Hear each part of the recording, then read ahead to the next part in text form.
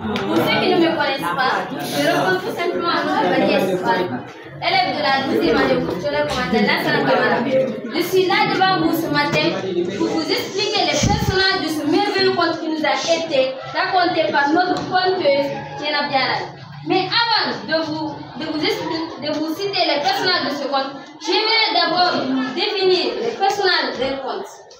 Sur ce, les personnages d'un conte, c'est l'ensemble des acteurs mis en action dans un conte, que ce soit humain ou animal, c'est-à-dire les personnages qui se trouvent dans ce conte, que ce soit des humains ou des animaux. Sur ce, je cède ma place à mon ami Formo qui viendra vous définir les rôles d'un conte. Plus tard, je reviendrai pour vous citer les personnages de ce conte. Et les personnages de ce conte-là seraient expliqués et décortiqués par mon ami Formo qui est devant vous. Les rôles de tout un chacun.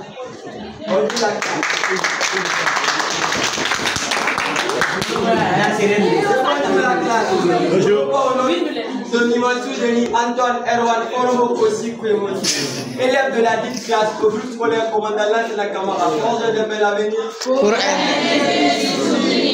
suis là aujourd'hui pour vous parler des rôles des personnages. Quand on parle de rôle, on veut parler d'acte ou action. Donc, par définition, les rôles des personnages, c'est l'ensemble des actes ou actions que les personnes respectives ont joué dans un conte. Sur ce, j'ai cédé ma place à ma collègue Aïssatou Alpha qui va vous citer les personnages et moi également je vais vous décortiquer leur rôle. Alors,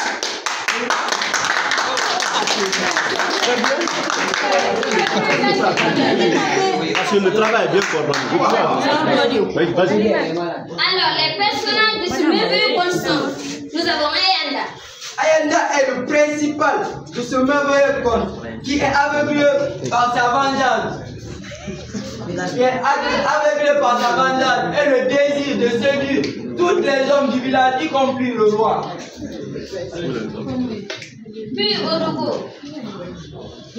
Odogo est le marchand le plus riche du village et c'est lui qui a épousé Ayanda. Mais leur mariage ne durera pas plus longtemps parce que vu les mauvais comportements commis par Ayanda envers les parents d'Odogo, l'a poussé à le jeter à la mort. Ensuite, on a les beaux-parents d'Ayanda. Les beaux-parents d'Ayanda, ce sont les parents de Odogo qui ont été maltraités par Ayanda. Que leurs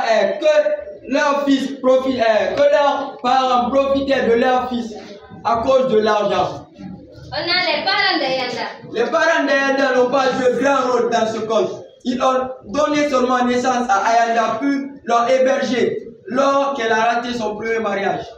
On a les hommes du village. Les hommes du village. Tout le monde voulait Ayanda pour lui. Donc tout le monde était passionné de laisser la femme et leur enfant juste pour plaire à Ayanda et donner le désir que Ayanda voulait.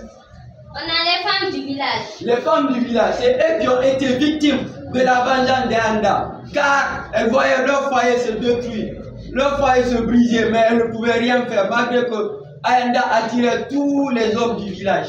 On a la mamie légendaire. La mamie légendaire, c'est elle qui a aidé Ayanda à redevenir plus belle qu'avant, 2 fois plus belle qu'avant.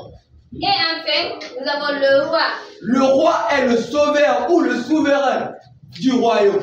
Car malgré que tout ce que Ayanda a fait, il n'a pas regardé.